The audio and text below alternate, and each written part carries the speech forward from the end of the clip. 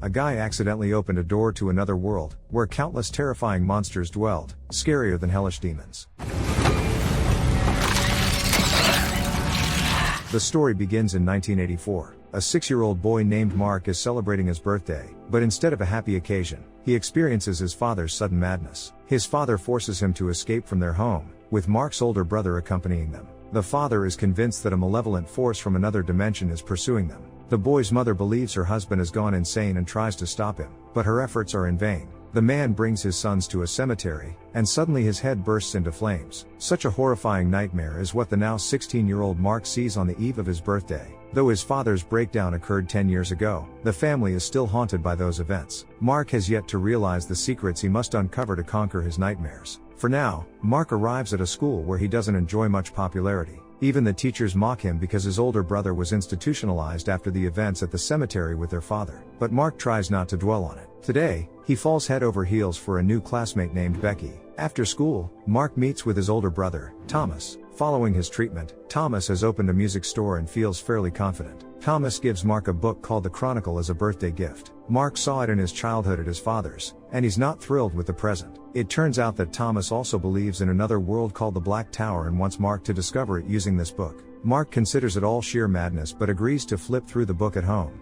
In the evening, the Chronicle lures Mark. He flips through it and learns that all his ancestors were obsessed with the Black Tower. The book contains numerous depictions of terrifying creatures with horns, as well as a mythical giant griffin. In a moment of fear, Mark accidentally teleports to the world of the Black Tower. A horned monster begins chasing him and traps him. At the last moment, Mark miraculously returns home. He has yet to comprehend what exactly happened. Despite the nightmare he endured, Mark manages to flirt with Becky the next day at school. Afterward, he goes to his therapist, Dr. Peters. During the session, Mark recalls the night at the cemetery 10 years ago. It appears there was a horrifying fire, and his father passed away. Since then, Mark has struggled with anger issues. He tells Dr. Peters about his visions while reading the Chronicle, but the doctor doesn't see anything unusual about it. To stop feeling like a psycho, Mark decides to stop reading the Chronicle and go on a date with Becky. They get along well, and they both share a love for music. After a successful date, Mark returns home to celebrate his birthday with his brother and their mother, Petra. A conflict ensues at the table. It turns out that Petra was the one who sent Thomas to the psychiatric hospital due to his obsession with the Black Tower. She doesn't believe in parallel worlds and wants to protect her sons from their father's fate. After this, Thomas decides to prove to his brother that the Black Tower exists. The two brothers visit the cemetery. In the attic of an abandoned church, they find a carpenter's plummet that once belonged to their father. This plummet is a weapon against the terrifying Griffin monster that resides in the Black Tower. Only together can the brothers stop it.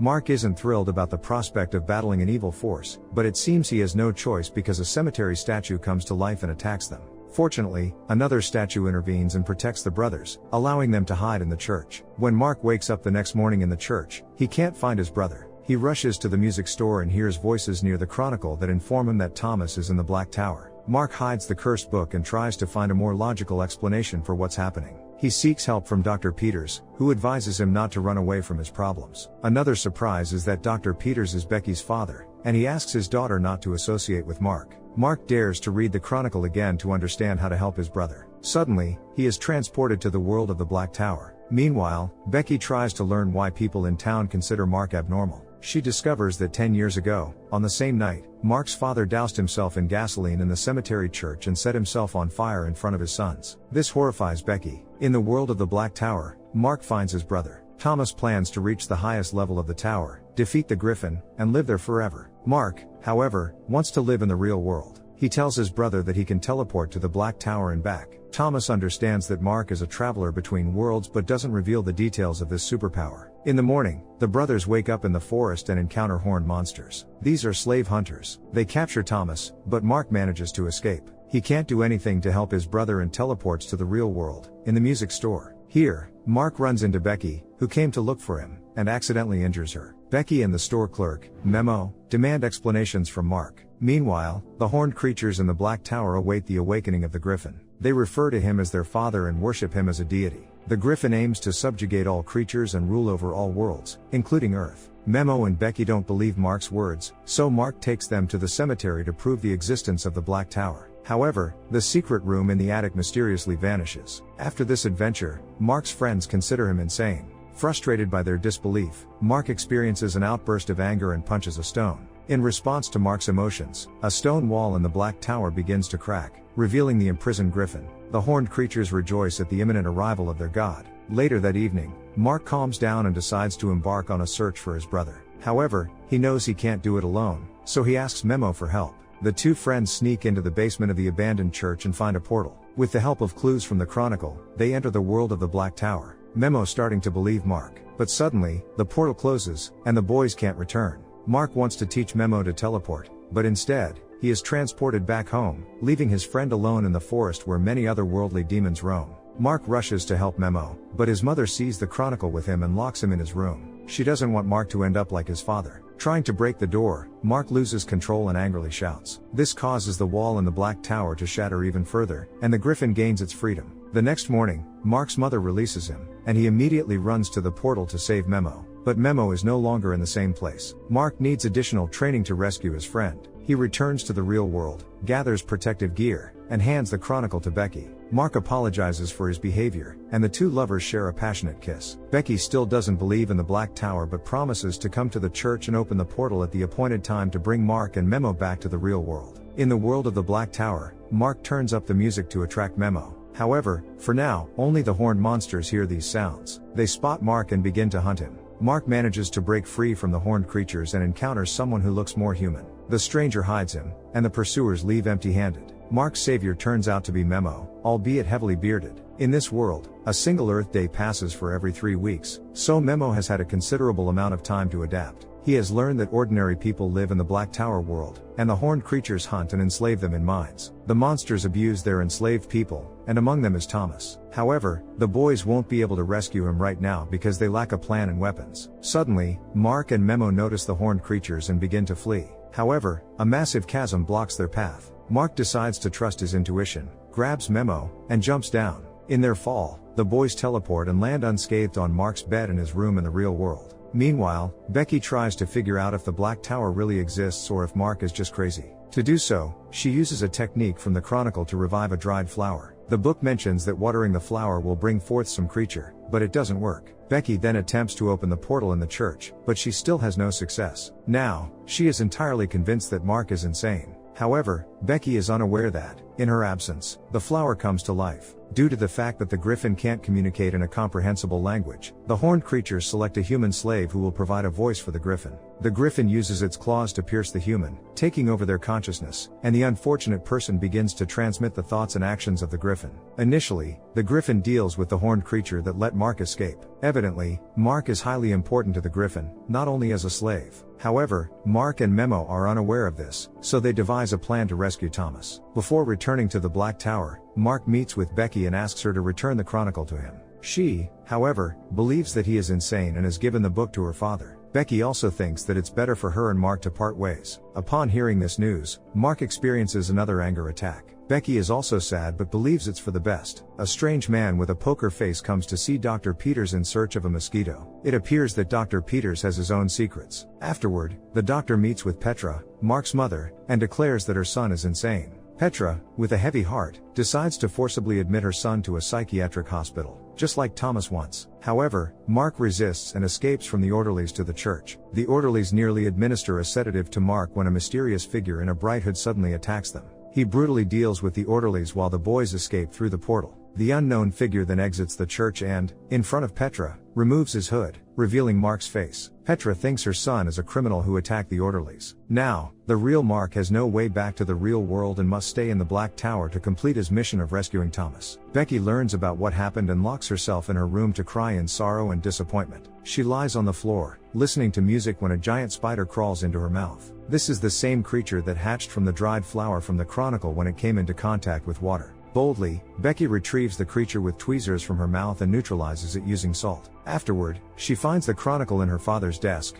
rereads it, and now begins to believe in Black Tower existence. Meanwhile, Becky's father, Dr. Peters, secretly burns the clothes he wore while impersonating Mark during the attack on the orderlies. It appears that he possesses the magical ability to change his appearance and wants to harm Mark. A creature with an alien-like face arrives at the Black Tower. The horned creatures call it one of the Manat race. It brings mosquito scouts to the Griffin and assures that Mark will never return to his world. However, Mark and Memo remain unaware of it. They live in a hidden cabin near a picturesque lake, planning to wait for the horned creatures to arrive with the slaves, track them, and save Thomas. Becky goes to Petra and tells her that Mark is innocent, and someone framed him. She shares the same story with a police officer who arrives at the scene. Becky learns that all of Mark and Thomas's ancestors disappeared in that very church. It turns out that the portal truly exists, but to open it, they need to retrieve the chronicle, which Becky's friends accidentally took to a local party. In the world of the Black Tower, one of the Mosquito Scouts eavesdrops on Memo and Mark's plans and then flies to report to the Man-It. The Man-It deciphers the information obtained by the Mosquito and reports everything to the Griffin. Back in the real world, the man with a poker face visits Dr. Peters again.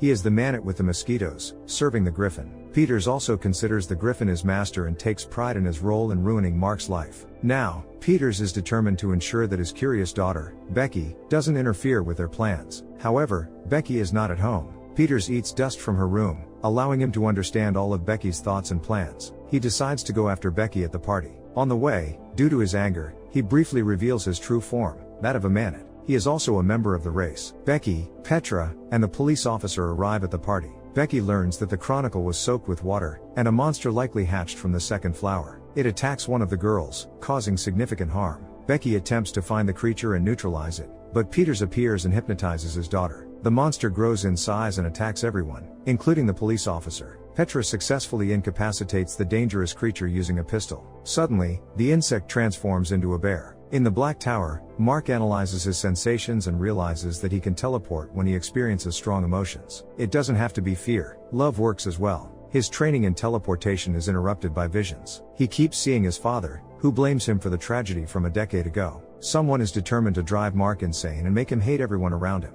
Mark's anger turns toward Memo, who also accuses Mark of their father's death. On that fateful night, their father wanted to burn his research on the Griffin in the church to prevent anyone from finding the Black Tower. Mark was supposed to sit quietly in the car, but he threw a tantrum and distracted his brother, who was helping their father. When the police arrived, their father had to destroy all evidence along with himself. Fueled by Memo's words, Mark loses control and beats him. As a result, the wall containing the Griffin crumbles completely. Suddenly, it becomes apparent that Mark didn't attack the real Memo but a Man-It who had disguised himself as Memo. The two friends tie up the Man-It and interrogate him. The man confesses that he reads people's thoughts and assumes the necessary forms to manipulate them. He sent the Griffin to Mark, who needs to be filled with hatred to give the Griffin its power. The moment the Griffin receives that hatred, it will become unstoppable. As soon as the horned creatures arrive at the boys' camp, they manage to escape. In the real world, a police officer tells Petra that he was in the church on the graveyard 10 years ago when her husband passed away. The police officer claims that the man didn't burn but simply vanished like magic. The case was closed at the initiative of the prosecutor, who was Man-It himself. All of this means that magic and the Dark Tower actually exist. In the world of the Dark Tower, guys go after the horned creatures and find a mine where Thomas works. When the horned creatures learn that Mark is nearby, they drag Thomas deeper into the mine. At night, the horned creatures become less active. That's when Memo distracts their attention, and Mark sneaks into the mine to reach his brother. A gate immediately closes behind him. Mark doesn't see it as a problem since he can teleport home with his brother from anywhere. However, the mine is coated with tar like mud that saps Mark's magical abilities. The Griffin intentionally set everything up to capture Mark, take away his teleportation ability, and move to Earth to enslave it. But Mark isn't ready to give up.